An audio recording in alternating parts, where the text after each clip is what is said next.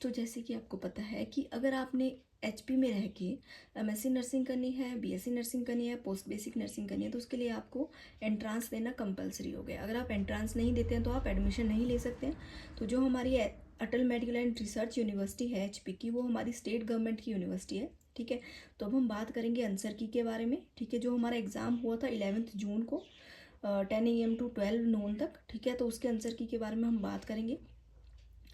तो आंसर की में हम बात करेंगे कि सबसे पहले जो हमारा क्वेश्चन था, जो हमारा पेपर कोड था, वो हमारा था 2503। ठीक है, उसके अलावा हमारे जो क्वेश्चन थे उसका मैक्सिमम जो मार्क्स थे वो 100 था। ठीक है, उसके अलावा जो टाइम अलॉट हुआ था हमें वो 2 आवर्स का था। तो फिर इसमें जो है एक प्लस पॉइंट था कि इसमें कोई भी किसी भी तरह की नेगेटिव मार्किंग नहीं थी। हर एक क्वेश्चन के लिए 1 मार्क्स मिल रहा था और किसी भी तरह की नेगेटिव मार्किंग नहीं थी।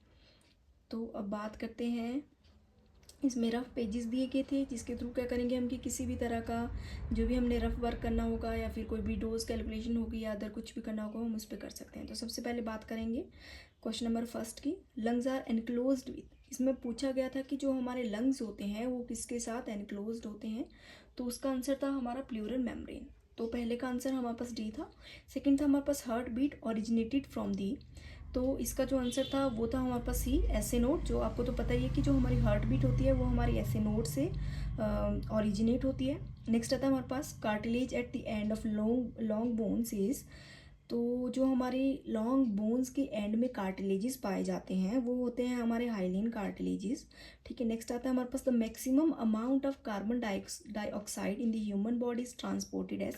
जो हमारी बॉडी में मैक्सिमम अमाउंट होता है कार्बन डाइऑक्साइड का, वो हमारी बॉडी में किस तरह से ट्रांसपोर्ट होता है या किस फॉर्म में ट्रांसपोर्ट होता है, तो वो होता है हमारे बाइकार्बोनेट के फॉर्म में। ठीक है, जिसका आंसर डी था। नेक्स्ट आता है हमारे पास which of the following is functional unit of food absorption. तो इसमें पूछा गया था कि हमारी फूड एब्जॉर्प्शन की फंक्शनल जो यूनिट थी वो कौन सी थी।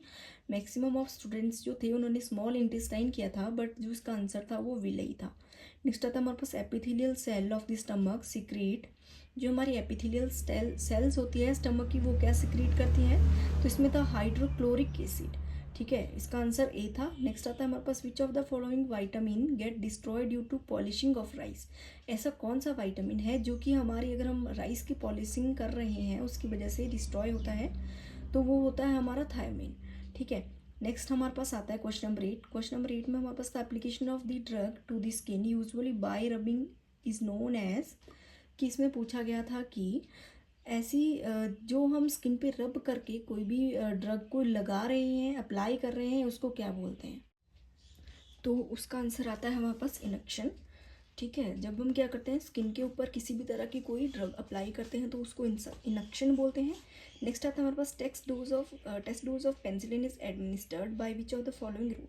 तो जो भी हमारी टेस्ट डोज होती है, मैक्सिमम जितनी भी हमारे पास टेस्ट डोज होती है वो सारी हम इंट्राडर्मली ही देते हैं, तो उसका आंसर डी आता है। नेक्स्ट हमारे पास what is the correct temperature used in autoclave method to sterile instrument. किस मेथड से जो है हम या किस टेम्परेचर के थ्रू हम क्या करते हैं ऑटोक्लेव में इंस्ट्रूमेंट को स्टेराइल करते हैं, तो वो हमारे पास सी ऑप्शन है। ठीक है, सी इसका आंसर है 126 डिग्री सी फॉर 20 मिनट्स। ठीक है, नेक्स्ट हमारे पास जो क्वेश्चन आता है वो आता है अ patient with hypothyroidism is at risk for which of the following condition. कि ऐसा पेशेंट जिसको हाइपोथायरॉयडिज्म हुआ है वो किस कंडीशन के होने के रिस्क पे रहता है, उसको हाइपोथायरॉयडिज्म होने के बाद क्या चीज़ होने के चांस रहते हैं, तो वो आता है हमारे पास मैक्सिडेमा कोमा। ठीक है, इसका आंसर सी है। नेक्स्ट आता है हमारे पास halo test is used to check. जो हमारा हेलो टेस्ट होता है उसको किस चीज़ को चेक करने के लिए यूज़ किया जाता है, तो आता है हमारे पास CSF लीकेज के लिए हम उसको चेक करते हैं, यूज़ करते हैं। ठीक है, नेक्स्ट आता है हमारा in pneumothorax breath sound will be. जब न्यूमोथोरैक्स होता है तो जो हमारे ब्रीदिंग साउंड होते हैं या हमारे ब्रीथ साउंड जो होते हैं वो एब्सेंट हो जाते हैं हमारे अफेक्टेड साइड पे। ठीक है, इसका आंसर डी है। नेक्स्ट आता है हमारे पास involuntary flapping motion of wrist and fingers in the patient with cirrhosis of liver is known as. किसी पेशेंट में अगर क्या है उसकी जो रिस्ट और फिंगर्स है वो अपने आप फ्लैप हो रही है, अपने आप मुड़ रही है। ठीक है, तो अगर किसी पेशेंट को सिरोसिस ऑफ लीवर हुआ है और उसके अंदर ये साइन भी देखने को मिल रहा है तो ये हमारा होता है अस्ट्रेक्सिस में। ठीक है, समझ आया, ये हमारा होता है अस्ट्रेक्सिस में।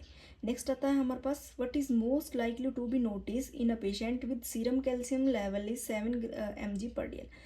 जो हमारे पास अगर कोई पेशेंट है जिसका सीरम कैल्शियम लेवल जो है 7 mg/dl है, तो उसमें क्या हमें देखने को मिल सकता है, तो उसका आंसर है पॉजिटिव ट्राउजियर साइन। ठीक है, उसमें हमें पॉजिटिव ट्राउजियर साइन देखने को मिल सकता है। नेक्स्ट आता है हमारे पास, कपोस्किस सेक्रोमा इज एसोसिएटेड विद। जो हमारा कपोसिस सेक्रोमा होता है वो हमारा किसके साथ एसोसिएट करता है, तो उसका आंसर हमारे पास ए आता है, HIV वायरस। ठीक है, नेक्स्ट क्वेश्चन आता है हमारे पास, nurse would expect which of the following part to be involve in early stage of Hodgkin lymphoma. जो नर्स है वो अगर किसी उसके पास कोई पेशेंट है जिसको हॉजकिन लिम्फोमा हुआ है, तो वो क्या एक्सपेक्ट करेगी कि सबसे पहले कौन सा बॉडी का पार्ट उस लिम्फोमा में इंक्लूड होगा या इन्वॉल्व होगा, तो वो होता है हमारा नेक। ठीक है, तो इसका आंसर सी है। क्वेश्चन नंबर 18 का हमारे पास, क्वेश्चन नंबर 18 हमारे पास है, which of the following diagnostic test is use to measure bone density and diagnose osteoporosis. ऐसा कौन सा डायग्नोस्टिक टेस्ट है जो कि हम बोन डेंसिटी को चेक करने के लिए और ऑस्टियोपोरोसिस को डायग्नोज करने के लिए करते हैं, तो उसका आंसर हमारे पास सी आता है, ड्यूल एनर्जी एक्सरेज एब्जॉर्प्शोमेट्री स्कैन, जिसको हम डेक्सा बोलते हैं। ठीक है, वो हमारे पास इसका आंसर रहेगा। नेक्स्ट आता है हमारे पास, एन एन्यूरिज्म इज बल्जिंग इन दी। जो हमारा एन्यूरिज्म होता है वो कहाँ की बल्जिंग होती है, वो होती है हमारी weak ball of an artery. जो हमारी आर्टरीज होती है जो कि वीक हो गई होती है, वहाँ पे बल्जिंग हो जाती है, जिसको हम क्या बोलते हैं, एन्यूरिज्म बोलते हैं। इसका आंसर हमारे पास बी रहेगा। नेक्स्ट आता है हमारे पास, which among the following is non absorbable suture. इनमें से कौन सा ऐसा सूचर है जो कि नॉन अब्जॉर्बेबल है। ठीक है, मतलब कि वो अपने आप एब्जॉर्ब नहीं होता, उसको लगाने के बाद हमें कुछ टाइम बाद रिमूव करना पड़ता है, तो आता है हमारे पास नाइलॉन। इसका आंसर 20 का आंसर क्या है, डी है। Which of the following is the not the indicator of measuring global hunger index. तो ऐसा कौन सा इंडिकेटर है जिसको हम ग्लोबल हंगर इंडेक्स को मेज़र करने के लिए यूज़ नहीं करते हैं, तो इसमें हमारे पास आंसर ए है। ठीक है, ए हमारे क्या ऑप्शन है, child morbidity, the morbidity pattern of child under the age of 5 year. तो हम जो चाइल्ड मॉर्बिडिटी है वो चेक नहीं करते हैं हमारे ग्लोबल हंगर इंडेक्स के थ्रू। ठीक है, नेक्स्ट क्वेश्चन हमारे पास आता है, world health organization has proposed that health expenditure be viewed as catastrophic whenever a household, what percent of non-subsistence income available after basic need have been made is spent as out of pocket health expenditure is more than। तो इसका जो answer है हमारे पास वो सी रहेगा। ठीक है, तो इसमें ये पूछा गया है कि जो हमारा वर्ल्ड हेल्थ ऑर्गेनाइजेशन है उन्होंने हमारे जो हमारा इनकम जो हमारे पास अवेलेबल होती है आफ्टर जितने भी हमारी जो बेसिक नीड्स होती है, लाइक जो भी हम कमाते हैं, ठीक है, उसके बाद हम जो भी हम अपने घर पे यूज़ करते हैं, जैसे कि सामान खरीदना, अनाज, उसके अलावा घर के जो भी चीज़ें हो गई, कपड़े खरीदना, उसके अलावा जो हमारे पास इनकम बचती है वो कितनी होनी चाहिए। ठीक है, तो इसमें बताया गया था कि 40% से अबव होनी चाहिए। नेक्स्ट आता है हमारे पास, the Napier's aldehyde test is used for diagnosis of. जो हमारा नेपियर एल्डिहाइड टेस्ट होता है वो हम किस चीज़ की डायग्नोज के लिए यूज़ करते हैं, तो उसका आंसर हमारे पास काला आजार होता है। ठीक है, नेक्स्ट हमारे पास है, the disinfecting action of chlorine on water is mainly due to. जो हमारा क्लोरीन जो वाटर में डालते हैं, ठीक है, वो कैसे जो है हमारे वाटर को क्लीन करता है, तो कैसे वो डिसइंफेक्ट करता है, तो उसका आंसर हमारे पास आता है हाइपोक्लोरस एसिड। उसके अंदर क्या होता है हमारे पास, जो हमारा क्लोरीन होता है उसके अंदर हमारे पास हाइपोक्लोरस एसिड होता है, जिसकी वजह से हमारा जो वाटर है वो क्लीन होता है। ठीक है, और आपको तो पता ही है वाटर बोर्न डिजीज़ का कोलेरा जो होती है वो वाटर की वजह से ही होती है।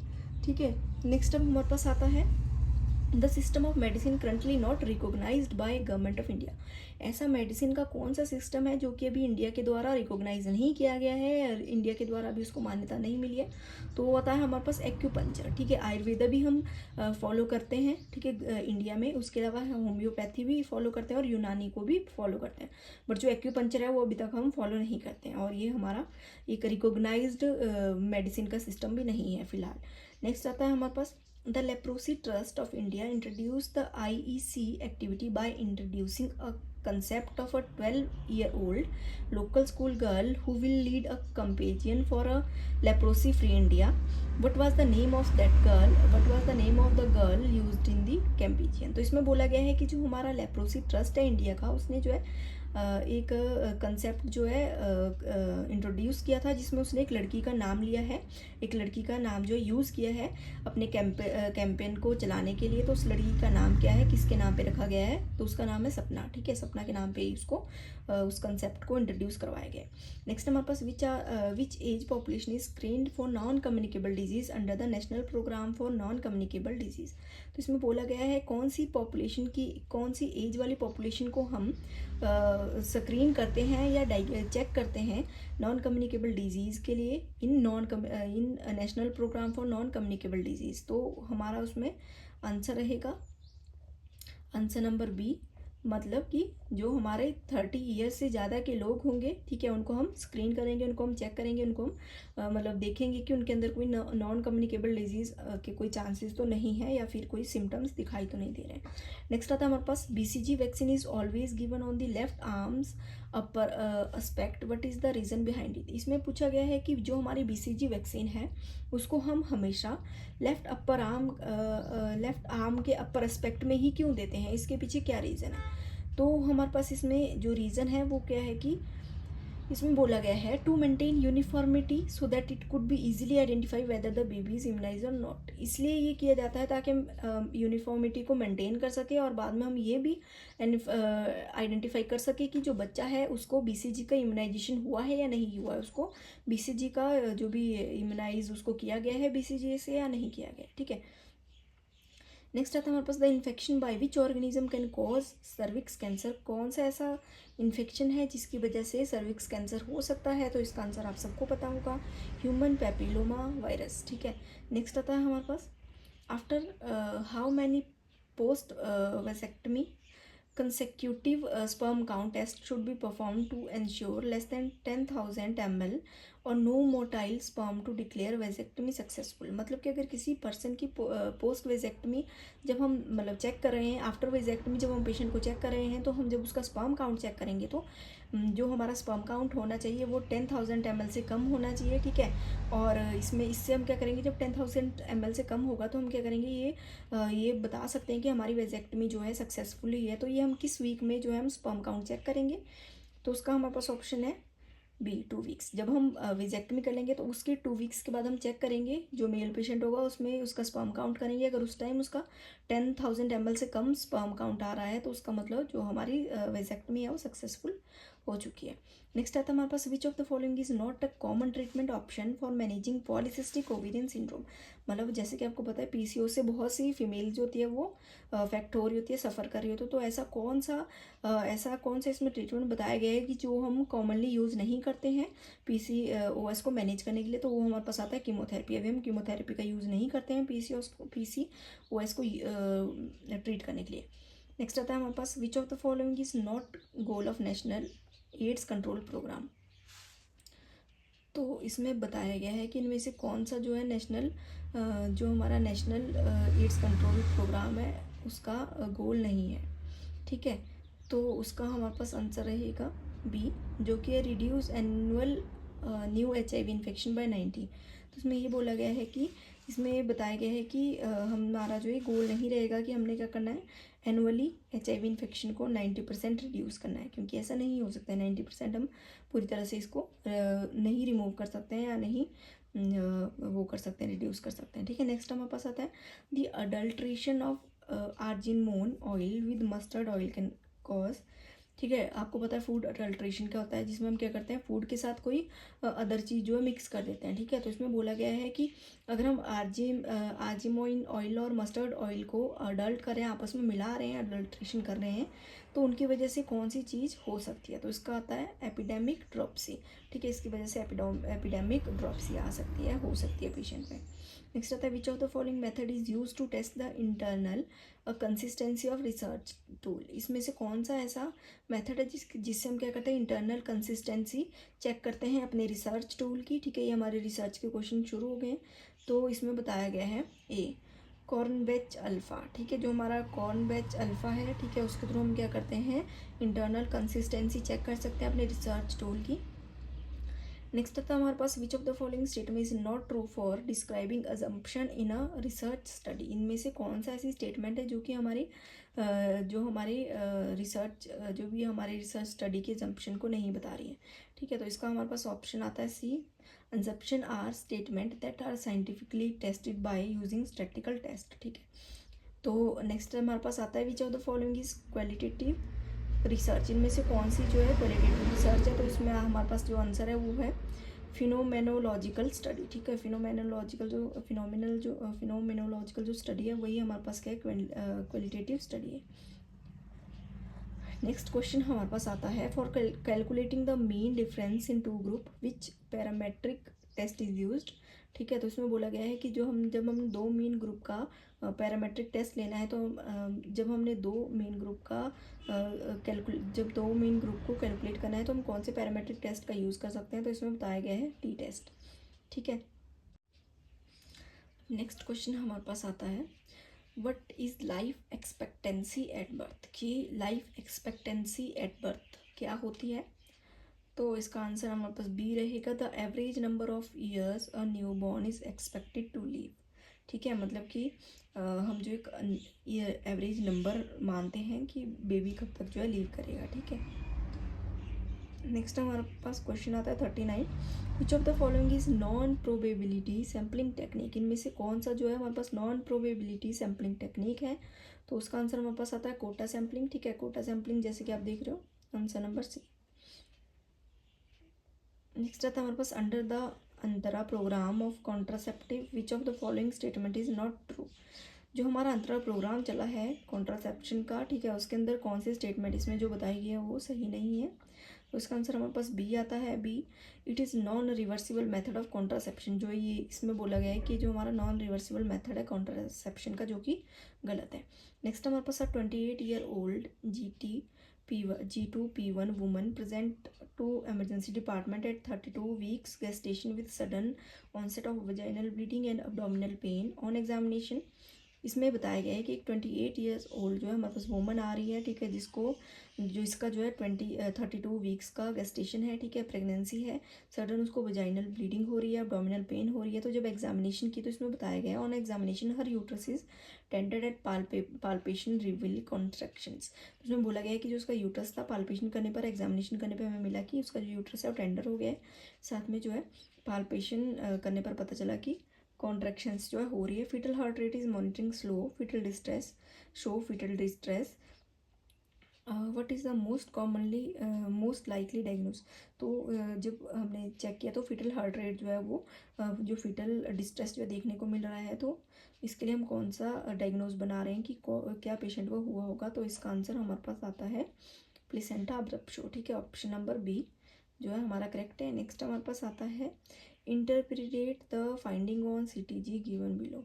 ठीक है, इसमें जो CTG में जो फाइंडिंग बताई गई है वो हमने देखना है। तो इसका जो अर्ली डिटेक्शन है, ठीक है, ऑप्शन में लेट डिटेक्शन डिक्लेरेशन है। ठीक है, जैसे आप देख रहे हो अर्ली डिक्लेरेशन है, लेट डिक्लेरेशन है, वेरिएबल डिक्लेरेशन है, उसके अलावा फिटल ब्रेडिकार्डिया। तो इसमें हमारे पास आएगा लेट डिक्लेरेशन, जैसे कि आप यहाँ पे देख भी रहे होंगे कि जो डिक्लेरेशन हो रही है वो लेट आ रही है। ठीक है,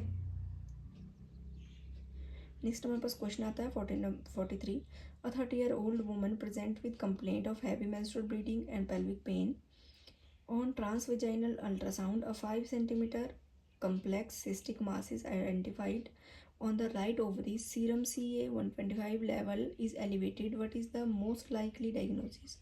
ठीक है, तो हमारे पास क्या है 30 ईयर्स की एक वुमन आ रही है जिसको जो बता रही है कि उसको बहुत हैवी मेंस्ट्रुअल ब्लीडिंग हो रही है, पेल्विक पेन हो रही है। जब हमने उसका ट्रांसवेजाइनल अल्ट्रासाउंड किया तो हमें मिला कि वहाँ पे 5 सेंटीमीटर एक कम्प्लेक्स सिस्टिक मास प्रेजेंट है। ठीक है, और जो सीरम CA लेवल है वो 125 पहुँच गया है और एलिवेटेड है। तो इसमें कौन सा हमारा डायग्नोज हो सकता है, तो इसका डायग्नोज होगा ओवेरियन कैंसर। जो मदर है उसको या जो वुमन है उसको ओवेरियन कैंसर हुआ है या हो चुका है। ठीक है, नेक्स्ट आता है हमारे पास identify the name of instrument.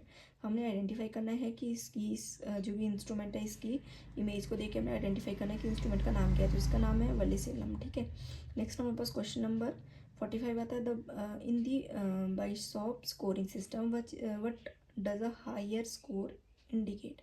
अगर हमारा बाइसॉप जो स्कोरिंग सिस्टम है अगर उसमें स्कोर जो बहुत हाई आ रहा है तो हम ये क्या चीज़ इंडिकेट करता है, तो इसमें बताया गया है more favourable condition for induction of labour. मतलब जब भी हमारा बाइसॉप का स्कोरिंग सिस्टम का जब भी स्कोर है वो हायर आएगा तो उसका मतलब है कि हमारी डिलीवरी को या लेबर को इंडक्शन करवाने के लिए अभी अच्छी कंडीशन है, ठीक है, फेवरेबल कंडीशन है। नेक्स्ट क्वेश्चन आता है हमारे पास, question number 46, which vaccine is not safe in pregnancy. कौन सी ऐसी वैक्सीन है जो कि प्रेगनेंसी में सेफ़ नहीं है, तो उसका आंसर हमारे पास आता है MMR। MMR जो है हम प्रेगनेंसी के टाइम नहीं देते हैं मदर को, ठीक है, ये कॉन्ट्राइंडिकेटेड रहेगी। नेक्स्ट आता है हमारे पास in the obstetric haemorrhage bundle B Lynch suture refer to. अगर किसी मदर को हेमरेज हो रहा है या फिर ऑब्स्ट्रक्टिव हेमरेज बंडल है, ठीक है, वहाँ पे अगर हम बी लाइन सूचर्स का यूज़ कर रहे हैं तो वो किस लिए यूज़ करते हैं, तो इसका आंसर हमारे पास सी रहेगा, compression suture to control uterine bleeding. Mother को बहुत ज़्यादा ब्लीडिंग हो रही है तो उसमें हम क्या करेंगे, बी लाइन सूचर्स लगाएंगे, जिससे क्या होगा कि कंप्रेशन होगा और ब्लीडिंग जो है कंट्रोल हो सकती है। नेक्स्ट आता है हमारे पास the recommended daily dose of iron supplementation in pregnant woman with anaemia. ऐसी मदर जिसको अनीमिया पहले से हो रखा है, ठीक है, उसको हम जो डेली रिकमेंड करेंगे आयरन की डोज वो कितनी रहेगी, वो हमारे पास रहेगी 120 mg, ठीक है। नेक्स्ट हमारे पास आता है mister Rashmi was admitted for delivery when assessing fetal heart rate status during labor. The monitor display lead declaration with tachycardia and decreasing variability. The nurse interpret it as uteroplacental insufficiency and emergency situation. तो इस time mother को क्या करना, इस time nurse को क्या करना पड़ेगा, जल्दी से मदर को डिलीवर करना पड़ेगा। नेक्स्ट हमारे पास आता है which the while the postmortem woman is receiving heparin for thrombophlebitis, which of the following drug would the nurse expect to administer if the client develop complication related to heparin therapy। अगर हम किसी mother को heparin therapy दे रहे हैं तो उसका antidote क्या रहेगा या फिर हम क्या देंगे मदर को, तो उसका हमारे पास एंटीडोट आता है प्रोटामाइन सल्फेट, ठीक है, ऑप्शन नंबर बी।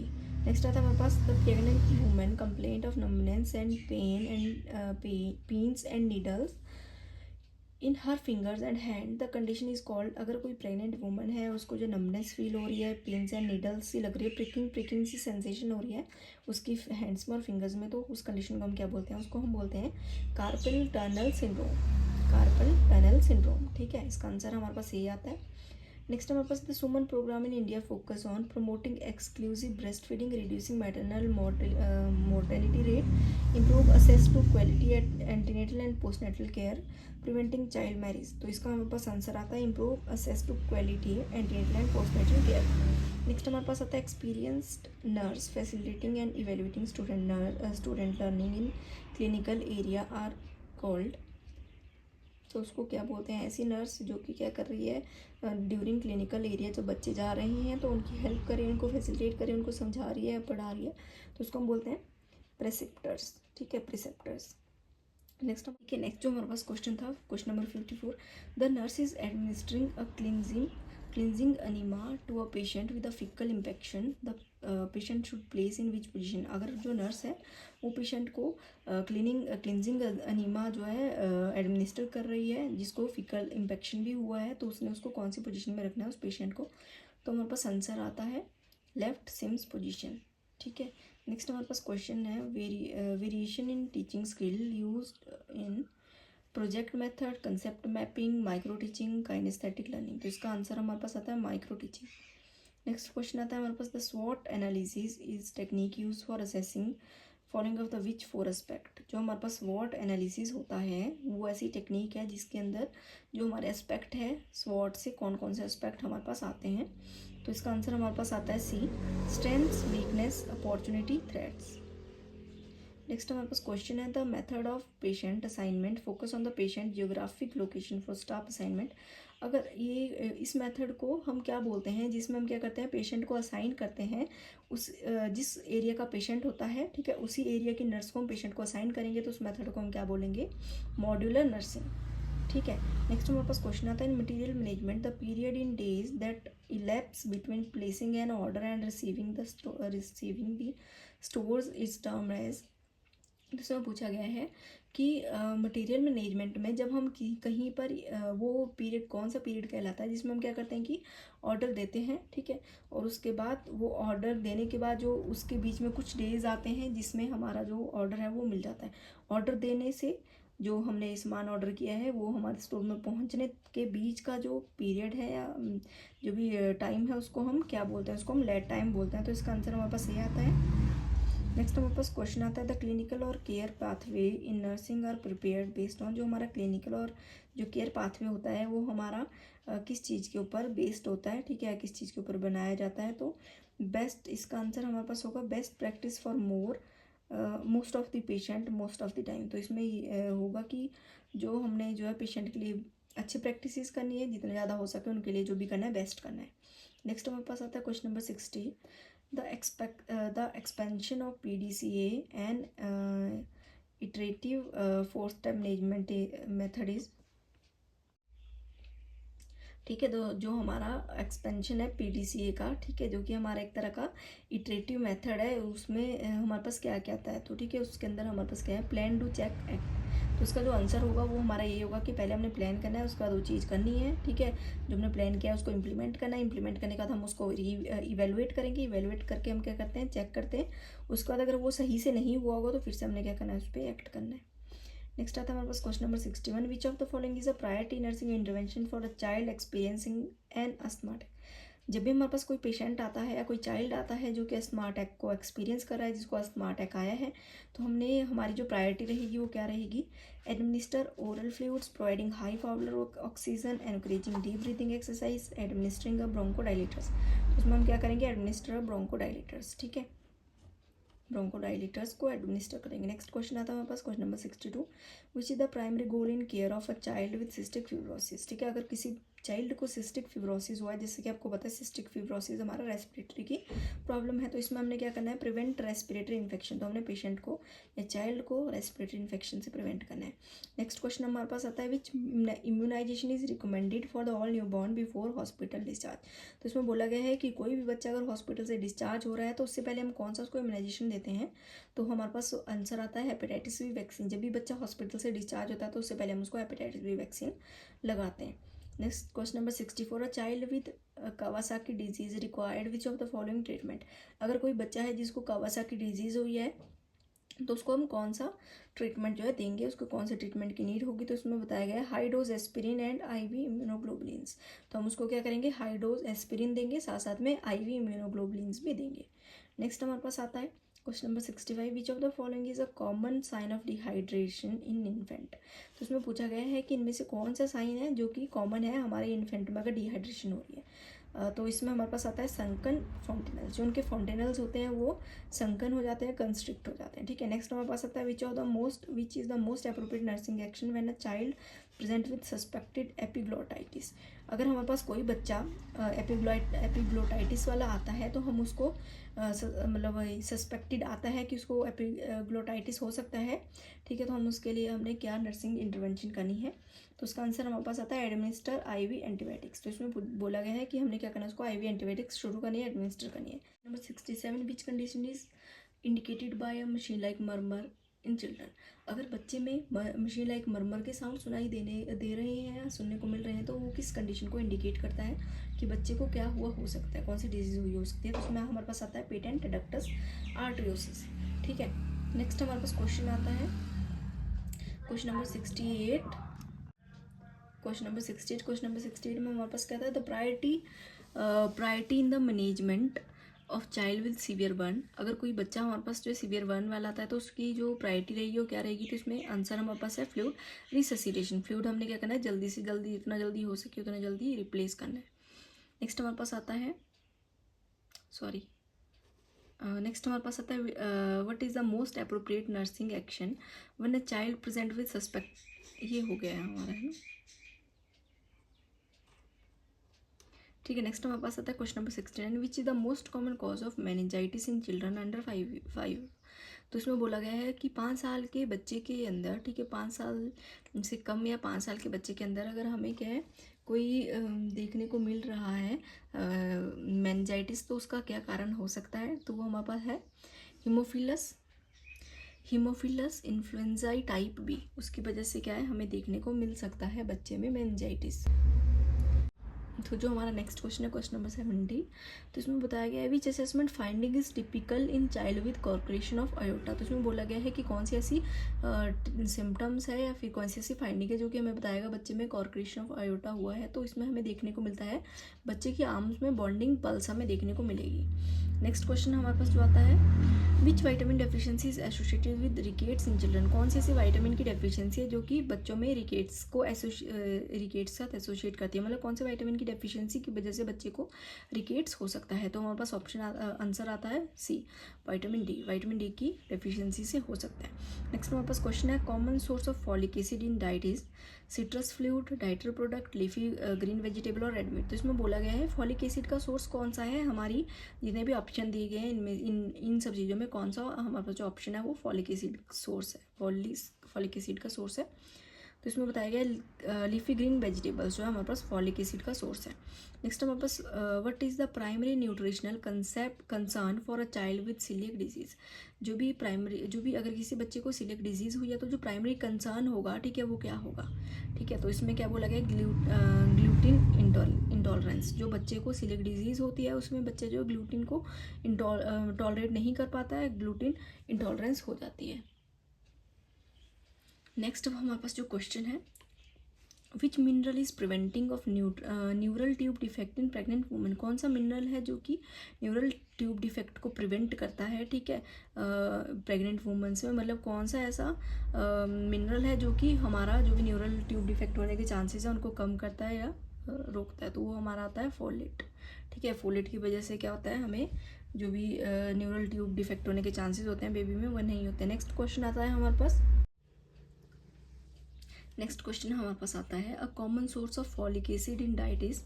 कौन सा ऐसा कॉमन सोर्स है फॉलिक एसिड का इन डाइट्स में, ठीक है। सिट्रस फ्लूइड हो गया, डायरी प्रोडक्ट हो गया, ग्रीन लीफी वेजिटेबल्स हो गया, रेड मीट हो गया। लीफी ग्रीन वेजिटेबल्स ये शायद हो गया हमारा, है ना, ये वाला पोर्शन हमारा हो गया है, ठीक है। नेक्स्ट हमने पढ़ना था विच एंजाइम इज,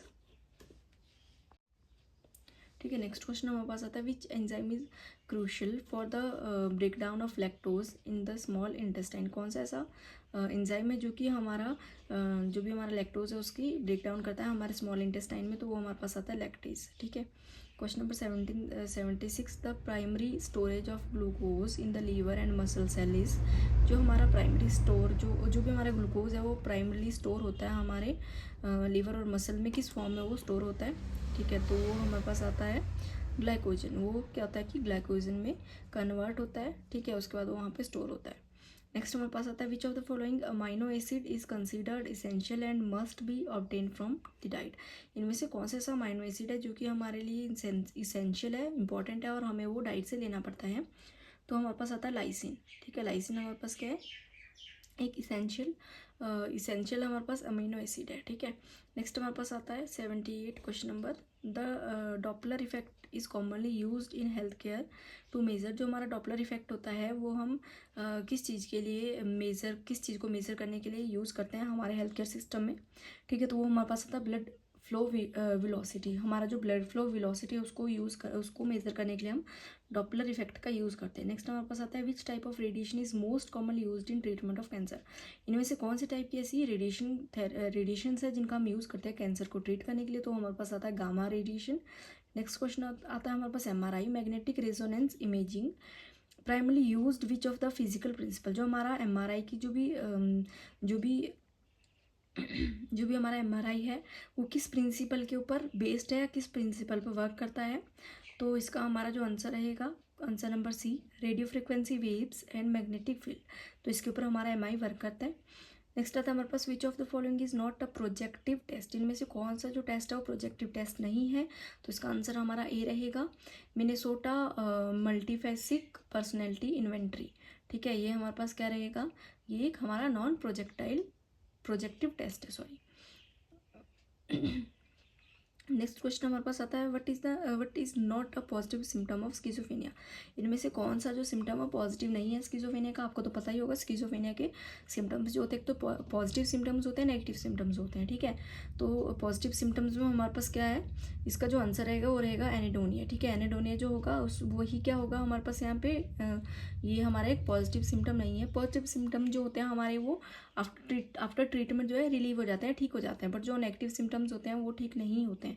तो इसलिए इसमें पूछा गया है जो हमारा डिल्यूजन होगा वो ट्रीटमेंट के बाद ठीक हो जाएगा, हेलुसिनेशन भी ट्रीटमेंट के बाद ठीक हो जाएगा, और जो हमारा डिसऑर्गेनाइज्ड स्पीच होगी वो भी हमारे ट्रीटमेंट के बाद ठीक हो जाएगी। और हमारा जो ठीक नहीं होने वाला सिम्टम है वो है एनिडोनिया।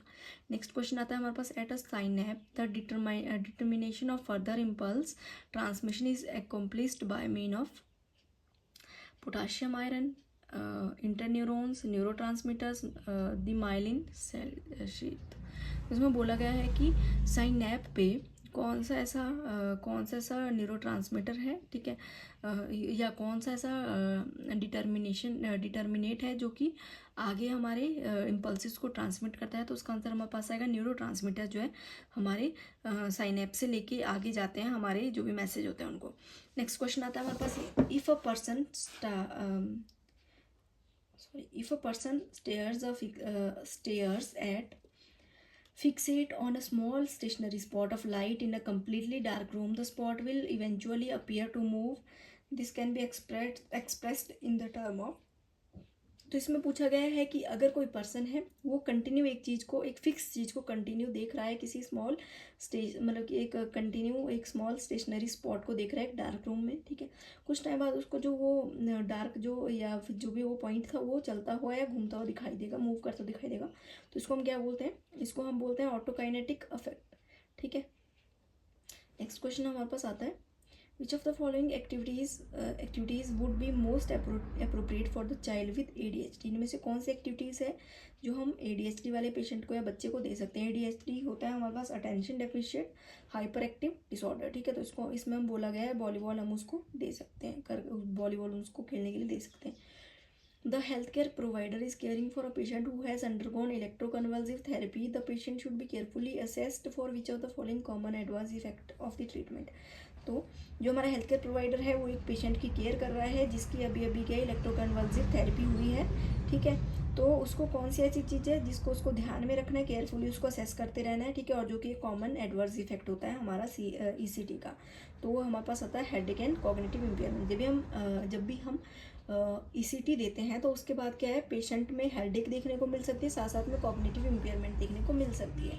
तो आपको पता ही होगा ECT में हम क्या करते हैं, डायरेक्ट भी देते हैं, ठीक है, और जो हमारा होता है डायरेक्ट भी देते हैं और मॉडिफाइड भी होती है, ठीक है। तो डायरेक्ट में हम क्या करते हैं, विदाउट एनेस्थीसिया दी हुई पेशेंट को दे देते हैं, और जो हमारा मॉडिफाइड होगा उसमें हम क्या करेंगे, पेशेंट की पहले मसल्स को रिलैक्स करेंगे, एनेस्थीसिया देंगे, मसल रिलैक्सेंट देंगे, उसके बाद हम पेशेंट को जो भी हमारा ECT है वो देंगे। नेक्स्ट क्वेश्चन आता है हमारे पास, question number 88, for refractory schizophrenia clozapine contraction greater than are suggest to achieve a therapeutic response, ठीक है। अगर किसी को रिफ्रैक्टरी स्किज़ोफ्रेनिया हुआ है और हम उसको क्लोज़ापाइन दे रहे हैं तो हमें उसको कितना देना है जिससे कि हमें एक थेरेप्यूटिक रिस्पॉन्स पेशेंट का देखने को मिलेगा, मतलब पेशेंट में चेंजेस देखने को मिलेंगे, उसका ठीक जो वो ठीक हो रहा होगा वो हमें देखने को मिलेगा। तो हम उसको 350 mg/dl से ज़्यादा ही देना है क्लोज़ापाइन, ठीक है, क्लोज़ापाइन।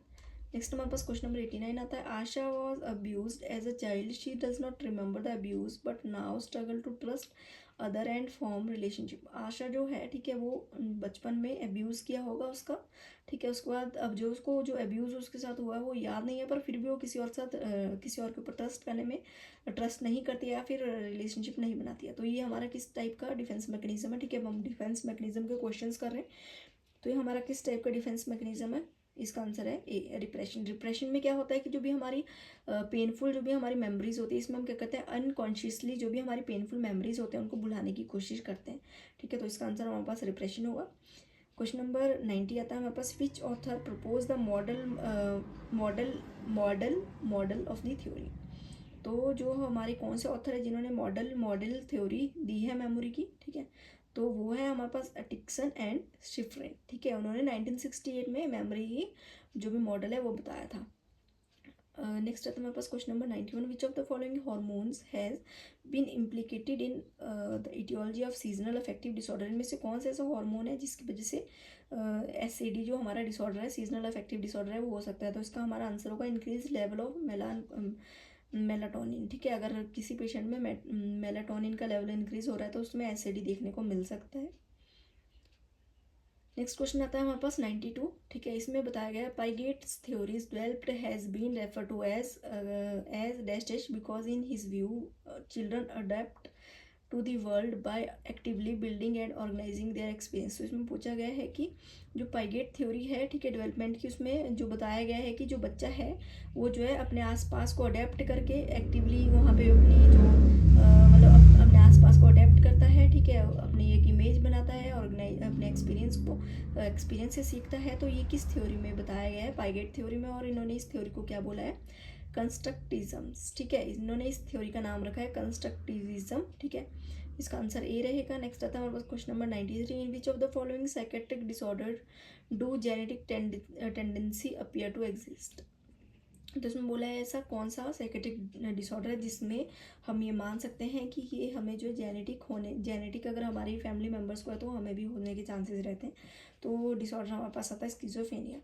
नेक्स्ट क्वेश्चन हमारे पास आता है the id is the part of psyche that. जो हमारा इड है वो हमारी साइकी का पार्ट है। कौन सा पार्ट है? ठीक है, तो उसमें पूछा गया है और इसमें आंसर बताया गया है कि ए। ठीक है, आंसर ए है, यूज डिफेंसिव फंक्शन फॉर, नहीं ये नहीं है, इसका आंसर हमारे पास बी रहेगा। ठीक है, बी आंसर रहेगा, is impulsive and without moral. तो जो हमारा, आपको तो जिससे पता है कि हमारे जो सिगमंड फ्रॉइड उन्होंने थ्योरी दी थी, ठीक है, तो उन्होंने उसमें बताया था कि हमारे पास क्या होता है, इड ईगो और सुपर ईगो होती है। ठीक है, जो इड होता है वहाँ पे इमीडिएटली ग्रेटिफिकेशन चाहिए होती है। जैसे बच्चा होता है, अगर कुछ मांगता है या डिमांड करता है तो उसको वो उसी टाइम देना पड़ता है, क्योंकि उसमें क्या होती है, ग्रेटिफिकेशन होती है, जो भी उसकी नीड्स होती है वो उसी टाइम कंप्लीट करनी पड़ती है। तो उसमें कोई भी तरह का कोई मॉरल नहीं होता है। ठीक है, वो कुछ भी मॉरली कुछ भी नहीं सोचता, बस उसको इम्पल्स अगर मिल रही है तो वो उसी के ऊपर बेस्ड है, उसी के ऊपर वो चीज़ें मतलब लेता है या फिर मांगता है। ठीक है, वो ये नहीं सोचता है कि मुझे ये लेना चाहिए, नहीं लेना चाहिए, या फिर मेरे पेरेंट्स के पास मनी है या नहीं है। ठीक है, तो ये क्या करता है, इमीडिएटली ग्रेटिफिकेशन इसमें चाहिए होता है। नेक्स्ट आता है हमारे पास question number 95, a 5-year-old boy is diagnosed to have autistic disorder. Which of the following manifestation may be noted in a client with autistic disorder? अगर एक बच्चा है जो 5 साल का है, जो कि ये भी ऑटिस्टिक डिसऑर्डर के साथ डायग्नोज हुआ है, तो इनमें से कौन सा ऐसा सिम्टम है जो कि दर्शाता है कि ऑटिस्टिक डिसऑर्डर में, मतलब उसको ऑटिस्टिक डिसऑर्डर है? तो इसका आंसर हमारे पास रहेगा बी, इंटॉलरेंस टू चेंज। वो चेंज को टॉलरेट नहीं कर पाएगा इजीली। डिस्टर्ब रिलेटेडनेस, ठीक है, डिस्टर्ब रहेगा। स्टीरियोटाइप रहेगा, ठीक है, जैसे वो है उसी पोजीशन में सेम एक्टिविटी, मतलब एक तरह से जिसको स्टैच्यू बोलते हैं उस टाइप का रहेगा।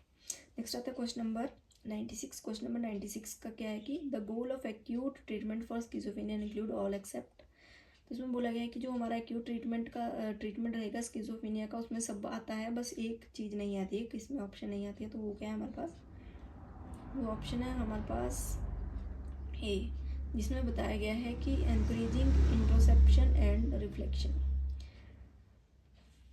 नेक्स्ट आता है question number 97, who coined the term sociology. किसने टर्म सोशियोलॉजी दी है? तो वो दी है अगस्त कॉमिटी ने। नेक्स्ट क्वेश्चन आता है हमारे पास, what is the meaning of term archy in the word patriarchy. तो इसमें बोला गया है कि जो पेट्रियार्की जो मीनिंग, पेट्रियार्की जो एक मैरिज की एक जो है टर्म है बोल सकते हैं, या फिर क्लासिफिकेशन है, टाइप है। तो उसमें जो आर्की है वो किस चीज़ को डिनोट करता है? तो वो डिनोट करता है हमारी अथॉरिटी को। ठीक है, कि मतलब जो अथॉरिटी है वो हमारे फादर के पास होगी। अगर यहाँ मैट्रियार्की लिखा होता तो जो अथॉरिटी होगी वो हमारी मदर के पास होगी। नेक्स्ट क्वेश्चन आता है हमारे पास, a teenager girl is diagnose to have borderline personality disorder which manifestations for the diagnose. एक टीनेजर गर्ल है, ठीक है, टीनेज गर्ल है जिसको कि बॉर्डरलाइन पर्सनैलिटी डिसऑर्डर जो है बताई गई है कि उसमें है। तो कौन सा ऐसा सिम्टम है जो कि ये बताता है कि उसको बॉर्डरलाइन पर्सनैलिटी डिसऑर्डर है? तो इसका आंसर हमारे पास रहेगा आंसर नंबर ए, जिसमें कि क्या होगा, लैक ऑफ सेल्फ एस्टीम, उसके अंदर सेल्फ एस्टीम नहीं होगी। ठीक है, उसको डिपेंड, मतलब वो जो है डिपेंड रहेगी दूसरों के ऊपर, उसका इम्पल्सिव बिहेवियर होगा एकदम, वो जो अपनी बातें हैं, अपनी जो भी उसका बिहेवियर है उसको चेंज कर देगी। ठीक है, ये हमारा जो भी हमारा ये बॉर्डरलाइन पर्सनैलिटी डिसऑर्डर जो होता है, ठीक है, इसमें जो आदमी होता है वो इनसिक्योर रहता है हर चीज़ के लिए, उसको ये डर होता है कि उसको कोई छोड़ के ना चला जाए, ठीक है। नेक्स्ट हमारे पास आता है क्वेश्चन नंबर 100, जो कि हमारा लास्ट क्वेश्चन है। It would be most helpful for the nurse to deal with the client with severe anxiety by, ठीक है, अगर कोई जो नर्स है, ठीक है, उसने जो है एक सीवियर एंजाइटी वाले पेशेंट के साथ क्या करना है, डील करना है, तो क्या चीज़ उसको हेल्प करेगी। तो इसमें आता है give specific instruction using concise statement. उसने क्या करनी है, कोई स्पेसिफिक इंस्ट्रक्शंस देनी है पेशेंट को और छोटी छोटी स्टेटमेंट देनी है, ठीक है, बहुत बड़ी स्टेटमेंट नहीं देनी है। तो हमारा जो एमएससी एंट्रांस का जो आंसर की था या जो क्वेश्चन पेपर था वो हमने अब पूरी तरह से सॉल्व कर लिया है, ठीक है। अगर आपको कोई और इसमें कुछ लगता है कि मुझे कोई चेंज करना चाहिए तो आप मुझे ज़रूर बताइए। और इसके साथ जो है मैं पोस्ट बेसिक का लाने की कोशिश भी करूँगी, पोस्ट बेसिक का भी मैं लाऊंगी, ठीक है। और गाइज़ प्लीज़ सपोर्ट कर दीजिए और साथ में वीडियो को लाइक कर दीजिए, शेयर कर दीजिए और सब्सक्राइब कर दीजिए। हम जो नर्सिंग से रिलेटेड बहुत सी वीडियोज़ इसमें लाया करेंगे, ठीक है। मैं और भी जो नर्सिंग से रिलेटेड कोई कंसेप्ट होते हैं या फिर कोई टीचिंग कोई